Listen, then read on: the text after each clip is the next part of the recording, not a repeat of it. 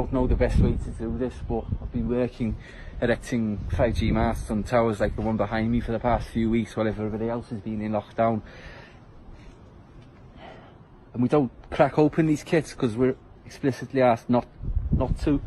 But perhaps the best thing is for me to show you. It's best if I just show you, look.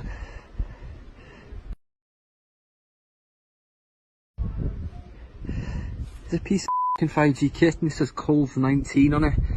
I don't really know of any product produced by any company that produces circuitry like this that has the brand name Cove19, but that's what it says on the circuit board.